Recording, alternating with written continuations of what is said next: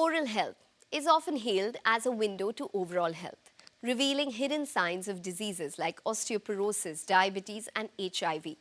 From dental caries and gum diseases to orofacial anomalies, these conditions can manifest as early as birth. The World Health Organization estimates that nearly 3.5 billion people worldwide are affected by oral diseases, with 2 billion suffering from tooth decay. 3 out of 4 people with oral diseases are from middle-income countries. Poor oral health wreaks havoc on daily life, causing pain, disability, loss of productivity, and low self-esteem. For children, it disrupts sleep, growth, behavior, and learning, impacting socialization and self-worth. For the elderly, tooth loss and decay affect eating and quality of life. Mental health suffers too, as poor oral health leads to social withdrawal and anxiety. Moreover, poor oral health is linked to serious systemic issues like heart disease, Alzheimer's, digestive problems, bacterial pneumonia, preterm delivery, and cancer. In India, oral diseases are a leading cause of disability, affecting all ages and socio-economic groups. Quality oral healthcare is largely restricted to urban areas. Statistics reveal that 48 to 86.4% of Indians aged between 35 to 45 suffer from dental caries. Up to 78% of adults and 96% of the elderly battle gum diseases, and 35% experience tooth loss. Shockingly, only 51% of Indians use a toothbrush and toothpaste. 28% brush twice a day, and just 4.5% visit the dentist. Oral cancer is a major concern, ranking amongst the top 3 cancers in India and accounting for over 30% of all cancer cases. Tobacco consumption is the primary cause, responsible for 80% of oral cancers, especially amongst men over the age of 40. Tragically, late-stage diagnosis leads to poor treatment outcomes. Today, we have with us 2 distinguished dentists, Dr. Suchetan Pradhan and Dr. Sunil Bhoolabhai, to discuss the critical issue of oral health. Welcome to the show. It is absolutely required. It's a mandate that you should brush twice a day. People who used to live 66, 70 years now are living 80, 85, 90. But their oral health that they looked after when they were in their 20s, 30s and 40s was very poor. In India, you see a lot of gum disease, which is also promoted by things like tobacco. The TM joint, the teeth and the gums, okay, they all have to be in harmony.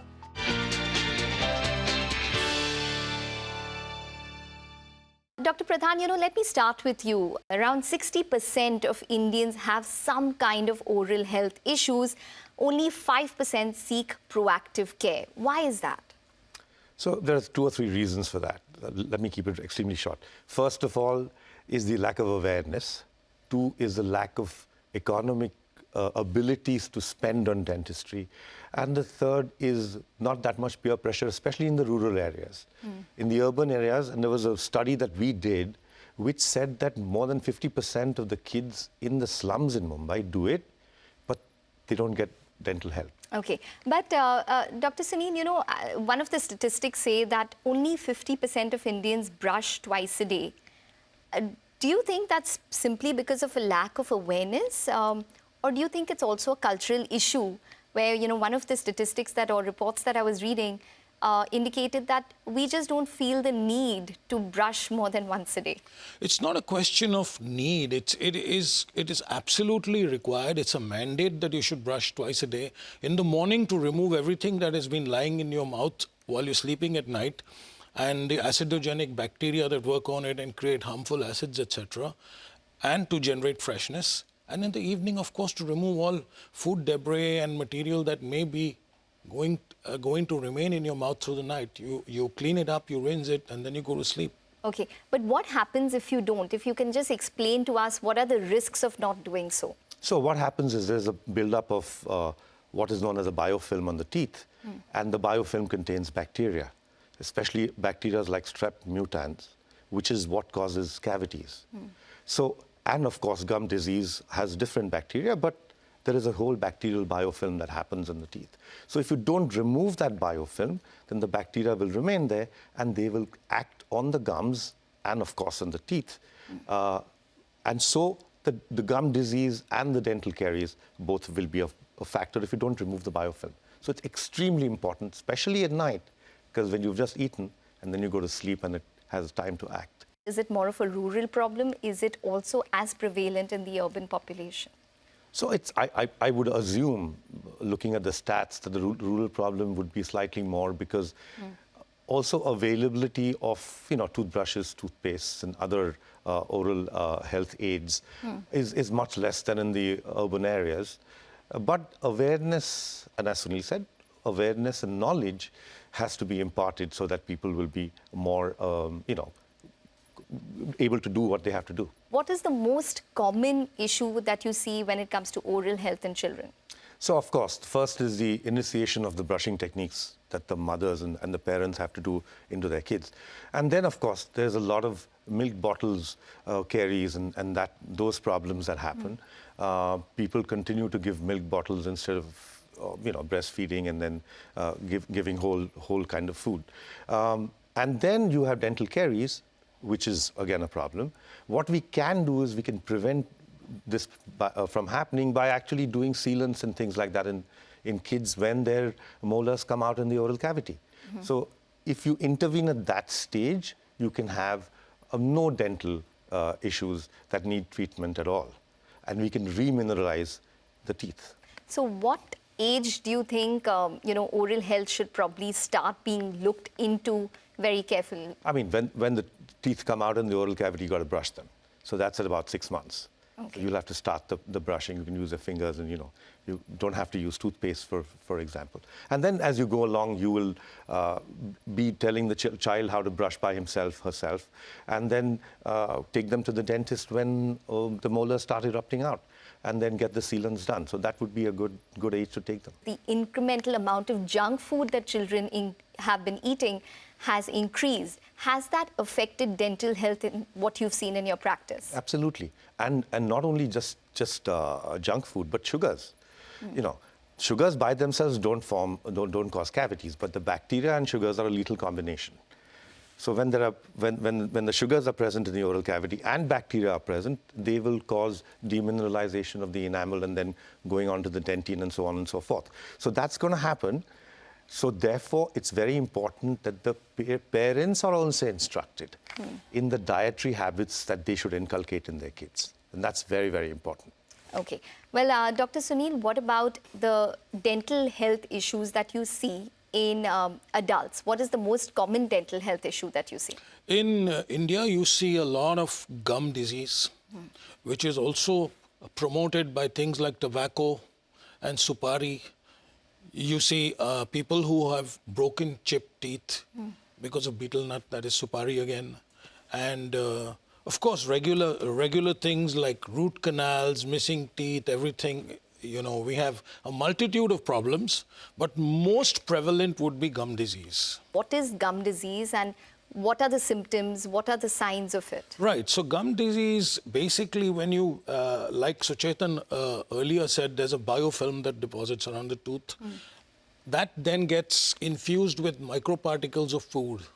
That deposits in the neck area between the tooth and gum. Having done so, it goes on the inside part of the gum. It's like a collar. It goes on the inside part of the gum, causes the gum to break down, get infected, swollen, and bleeding. Okay. And when it goes a couple of millimeters deep, it is often impossible to clean with home care. You have to go to a dental office to get that removed properly so that it can regenerate to normal. Okay. If you do it at the preliminary stage, it will come back to normal. But if it goes to an advanced stage, it will only come back to normal to a degree, and you will lose some gum. Oh, okay. And what happens if you lose some gum? As you keep losing gum, along with the gum, the bone underneath the gum, which is supporting the tooth, keeps going down. And then you have a lack of stability. And eventually, with the passage of time, you have the teeth becoming mobile, and you have advanced gum disease and stuff, which will need surgical procedures to treat. Okay, and that can result in tooth loss as well. Tooth loss, mobility and loss. Okay, all right. Dr. Pradhan, what do the elderly face when it comes to tooth issues, and what would you recommend when it comes to oral care in the elderly? So first of all, I must say that the longevity of the lifespans has increased quite dramatically. So people who used to live 66, 70 years now are living 80, 85, 90. But their oral health that they looked after when they were in their 20s, 30s, and 40s was very poor. So we have a lot of elderly with two major issues. One is worn down dentition completely, and that, of course, leads to a lot of other complications like TMJ issues and stuff like that, the temporomandibular joint issues. And secondly, just loss of teeth. So they are toothless, edentulous, what we call them. And that poses another set of problems because dentures are not a solution. So then we have to go in and do more invasive treatments for them to be able to chew. So function is the most important thing that we have to get back into the elderly, and that we're seeing all the time now. Okay. Well, Dr. Sunil, one of the key issues which I was reading about in terms of statistics is also bad breath in India. That probably is linked to a lot of the factors that we've already spoken about. But what does one do about it? How can one actively treat it?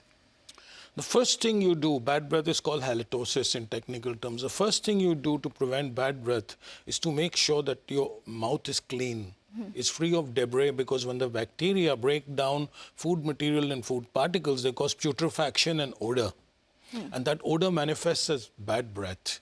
You also can, frequently, if one is eating at long intervals, one can have a few sips of water in between so that, you are kind of refreshing the oral environment and making it cleaner again so that, the odors don't come out. You can do harmless things like put a clove in your mouth once in a while, because, if you go to Europe, there's coffee drinkers. Now, coffee itself, when you drink black coffee, it can give you bad breath. I mean, it's not the kindest thing to deal with. So the simplest of things can be used to combat bad breath. And then there are hundreds of reasons. You can write a thesis on it, like acidity in the stomach and, sinusitis, and there are hundreds of reasons that can promote bad breath. But the principal reason for bad breath is food deposition, microscopically and otherwise, in the mouth. But any kind of foods which are helpful for bad breath and which should probably be avoided? So all detergent foods, when you say detergent foods, you're referring to an apple, you're referring to celery, you're referring to anything that has fiber and is non-sticky. Basically, all detergent foods will cleanse the mouth and help you combat bad breath. Anything that is sticky, be it, the known devils are things like sweets and candies and chocolates, right?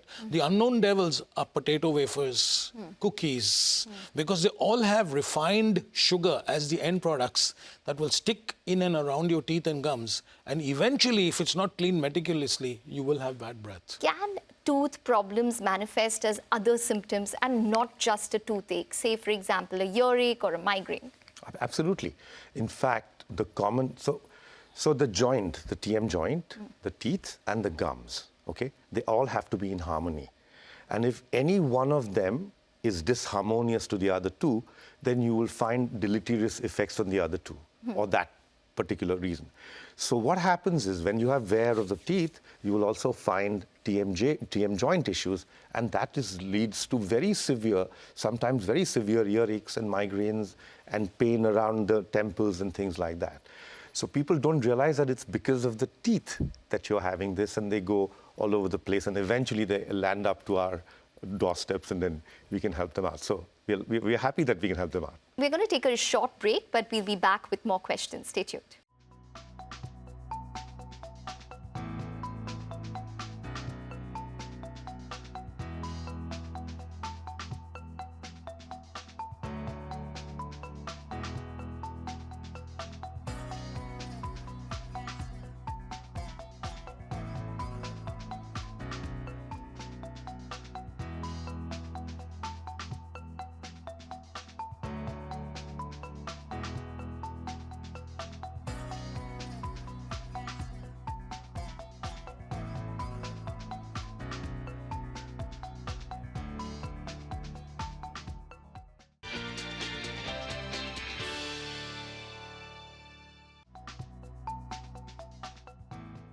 Welcome back. Well, we are discussing oral health today on the Medicine Box. Well, Dr. Pradhan, I'm going to ask you about How important is it to have aligned teeth, and what should one do?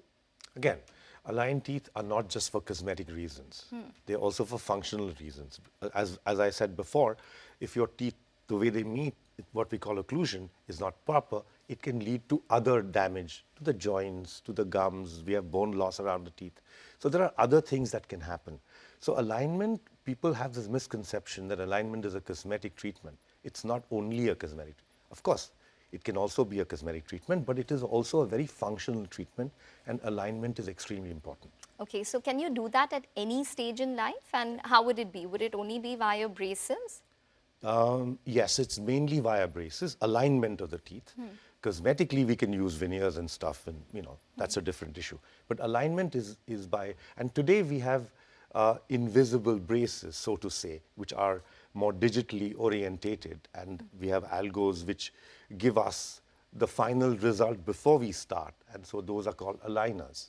So we have aligner therapy, which will enhance at any age. Okay. Well, Dr. Sunil, what would you recommend to somebody who has lost their teeth? If I could replace any missing tooth as a dentist, it would be with an implant. Yeah. Because an implant, which is a screw-like structure made of titanium in most cases, goes into the bone after you analyze the height and the width of bone available.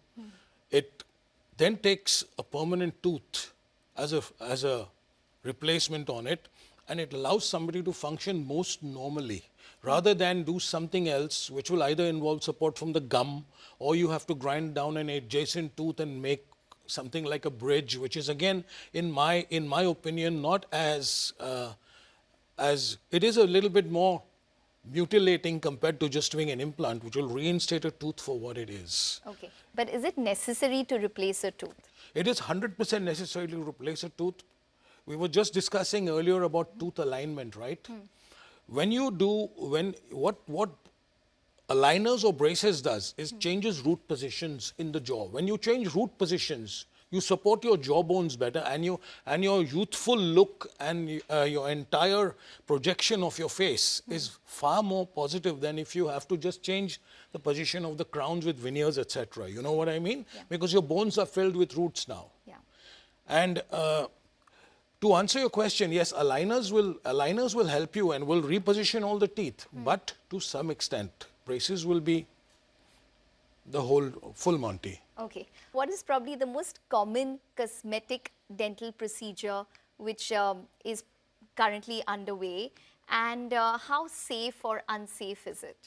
The most common procedure that I think all of us, Suchetan, I'm sure will agree with me, which we do in our offices to please somebody. You're not always working on all teeth, you're working on some, or maybe a couple of them.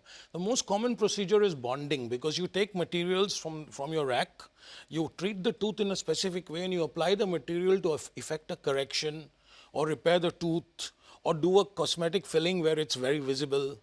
And that bonding can be done simply in a few minutes. Only when the bonding procedure cannot be effected, you think of the next thing. Like, instead of a bullet, you use a cannonball now. You know what? You're using a crown, or you may use a veneer sometimes. Okay, but what are the long-term implications of it is what I mean. No, it has to be carefully planned. You can't, function always comes before aesthetics. That means you have to evaluate that the function is going to be properly fulfilled. The client is not going to be left with a disadvantage like sensitivity or TMJ problem or something. And then you plan the teeth, you put it on an artificial articulator, you tell the lab to make sure everything's in balance, and then do it. Okay. Well, Dr. Pradhan, oral health, how indicative is it for other diseases, say such as diabetes, HIV, arthritis, osteoporosis, and yes, oral cancer as well? So it's not, you can't really diagnose, say, I can't say this is diabetic, this person is diabetic just by looking at the teeth. But we a know red flag. Yeah, so something is wrong. There's a massive red flag there, and a lot of other issues, acidity, for example, like we said, it's a continuous, the oral cavity with the gut, and that's a microbiome. Today, everybody is talking about it, and it's true. So we can see that something is wrong. Oral cancer, of course, is very obvious because you have lesions that happen in the mouth, and those we'll have to biopsy and check. And other ones we can suspect, and therefore we can investigate further and come to a conclusion. So what would a red flag be for, say, a layperson who is monitoring their oral health? So it's not just the teeth, it's also the gums. So you look at the gums, the color of the gums. You're looking at the mucosa and the rest of the oral, the cheeks, the tongue. You can see all the way up to the tonsils. So you can see all of those areas. So anything which is inflamed, anything which has ulcerations, those will be red flags. Okay. And when it comes to oral cancer, what has your experience been? How successful is probably reconstructive surgery? Do we see a lot of oral lesions in, say, the urban population? I mean, that's one of our biggest problems, isn't it? Because of what we eat, the tobacco products, and also these pan parags or whatever, the trade names that they have, the different trade names. And long-term effects of those starts with submucous fibrosis, then goes into leukoplakic patches, and then goes into full-blown cancer. So if they come to us regularly, we can monitor it and we can tell them, there's a red flag now, you better be careful. If not, if it goes into full-blown cancer, we have some of the best oral cancer surgeons in this country. And because of the prevalence of the disease, because of the very common prevalence of the disease, we have very good surgeons who are doing great reconstructive surgery in the city and in the country. Okay. All right. Well, we're going to end this conversation by asking a couple of rapid-fire questions. Dr. Pradhan, I'm going to start with you. How often should one visit a dentist? Every 6 months, and if need be, every 3 months. Okay. And what should one do after every meal? At least rinse your mouth. That is the easiest thing to do socially and otherwise. Okay. Well, Dr. Pradhan, should one use mouthwash? Does it corrode enamel? And if so, how often should it be used and how should it be used? Mouthwash is very controversial at this point. Alcohol-based mouthwashes should not be used. Rather than that, you can use oral hygiene tools like water picks and things like that, or flossing, of course, which will help you maintain your oral health. Okay, so you would recommend not using over-the-counter mouthwashes? Not alcohol-based mouthwashes. Okay, all right. Natural mouthwashes are good. Okay, all right. And what would a natural mouthwash be? Which does not contain anything which is chemical or alcohol-based. Okay, all right. Dr. Pradhan, what are the signs of gum disease? Bleeding, bad breath, and bad taste in your mouth. Okay. Dr. Sunil, are dental x-rays safe? Yes, absolutely safe. They're low in dosage. Of course, everything has a limit. You can't make them in the hundreds on a client, but you don't ever need to. They're absolutely safe. Even the scan machines we have today, like I have a CAT scan machine in my clinic, it's very low in dose, so there's no problem. Okay. And if there's a pregnant woman or something, we wear a lead apron. Okay. All right. Dr. Pradhan, how can one protect their teeth from damage? Good oral hygiene and going to the dentist regularly, Okay. at least twice a day brushing. All right. Dr. Sunil, best toothpaste and toothbrush to use? Toothpaste is basically chosen for flavor globally. Use a over-the-counter toothpaste. Don't use a country-made toothpaste. Use a soft brush. Destroy your brush. Don't destroy your teeth. Brush in a vertical or elliptical motion, not horizontal. Okay. And electric toothbrushes or normal? When somebody cannot keep scrupulous oral hygiene by using a normal toothbrush is when one suggests, oh, they have a disability or they, cannot move their hands properly. That's when I would recommend an electric toothbrush. Otherwise, I would much recommend brushing manually and looking after your teeth. We were talking about tobacco and supari in a certain part of our clip. Yeah. I often tell my clients, addiction is something that is very easy to brush off, but not easy to give something up. Yeah. So if you want to have tobacco, don't pouch it in your mouth, don't keep it there, have it and finish it in 2 or 3 minutes.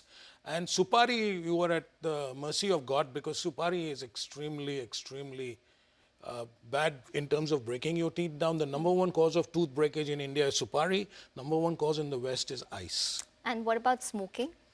Smoking will damage your lungs, it will stain your teeth, it will make them dark grey, blue, and often you can clean it up, but the damage is more inflicted in your respiratory system, your lungs. And what is the worst thing you could do for your teeth? The worst thing? Yeah. There's a lot of people who eat a pan and keep it in their mouth and that That's orange stain gets into the tooth and they become unsightly to a point where even tooth whitening won't take it away. Okay, all right. Dr. Pradhan, Dr. Sunil, it's been a pleasure to listen to all of your insights on oral health. A lot to learn and a lot more to delve into further as well. Thanks very much for Thank you, taking the Ekta. time out Thank and you. speaking with us. Thank you, Ekta. Thank you very much.